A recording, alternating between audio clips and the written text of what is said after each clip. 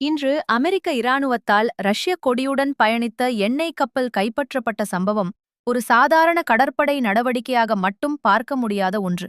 இது உலக அரசியல், பொருளாதாரம் மற்றும் அதிகார அரசியல் ஆகியவற்றின் ஆழத்தை வெளிப்படுத்தும் முக்கிய நிகழ்வாகும். கடலின் நடுவில் நடந்த இந்த நடவடிக்கை நிலத்தில் நடைபெறும் அரசியல் போர்களை விடவும் கடுமையான ஒரு செய்தியை உலகிற்கு அனுப்புகிறது. அமெரிக்க தரப்பு குறித்த கப்பல் சர்வதேச பொருளாதார தடைகளை மீறி சட்டவிரோத எண்ணெய் வர்த்தகத்தில் ஈடுபட்டதாக குற்றஞ்சாட்டுகிறது. குறிப்பாக வெனிசுலாவுடன் தொடர்புடைய எண்ணெய் பரிவர்த்தனைகள் அமெரிக்கா விதித்த தடைகளை மீறியதாக கூறப்படுகிறது. இதன் அடிப்படையில் அந்த கப்பலை தடுத்து நிறுத்தி கைப்பற்றுவது சட்டபூர்வமான நடவடிக்கை என அமெரிக்கா வாதிடுகிறது. ஆனால் இதே சம்பவத்தை ரஷ்யா முற்றிலும் வேறு கோணத்தில் பார்க்கிறது. சர்வதேச கடல் சட்டங்களை மீறி மேற்கொள்ளப்பட்ட இந்த செயல் நவீன கால கடற்கொள்ளைக்கு ஒப்பானது என ரஷ்ய அரசியல் வட்டாரங்கள் கடுமையாக விமர்சிக்கின்றன. இந்த சம்பவம் உண்மையில் வெளிப்படுத்துவது ஒரு கப்பலின் கைது அல்ல, ஒரு அதிகார சோதனை. கடந்த பல தசாப்தங்களாக அமெரிக்கா நேரடி போர்களை விட பொருளாதார தடைகள், நாணய ஆதிக்கம், எரிசக்தி கட்டுப்பாடு போன்ற மறைமுக ஆயுதங்களின் மூலம் உலக அரசியலை வடிவமைத்து வருகிறது.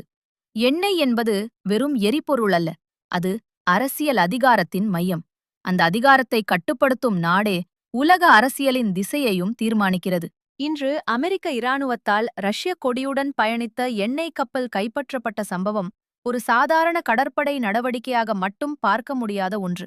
இது உலக அரசியல், பொருளாதாரம் மற்றும் அதிகார அரசியல் ஆகியவற்றின் ஆழத்தை வெளிப்படுத்தும் முக்கிய நிகழ்வாகும்.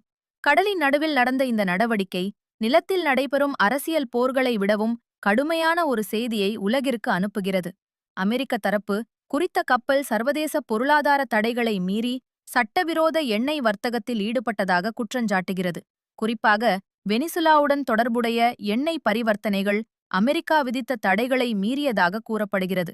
இதன் அடிப்படையில் அந்த கப்பலை தடுத்து நிறுத்தி கைப்பற்றுவது சட்டபூர்வமான நடவடிக்கை என அமெரிக்கா வாதிடுகிறது. ஆனால் இதே சம்பவத்தை ரஷ்யா முற்றிலும் வேறு கோணத்தில் பார்க்கிறது.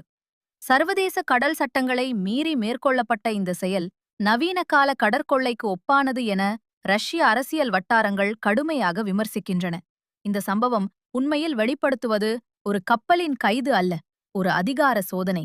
கடந்த பல தசாப்தங்களாக அமெரிக்கா நேரடி போர்களை விட பொருளாதார தடைகள், நாணய ஆதிக்கம், எரிசக்தி கட்டுப்பாடு போன்ற மறைமுக ஆயுதங்களின் மூலம் உலக அரசியலை வடிவமைத்து வருகிறது. எண்ணெய் என்பது வெறும் எரிபொருள் அல்ல, அது அரசியல் அதிகாரத்தின் மையம். அந்த அதிகாரத்தை கட்டுப்படுத்தும் நாடே உலக அரசியலின் திசையையும் தீர்மானிக்கிறது.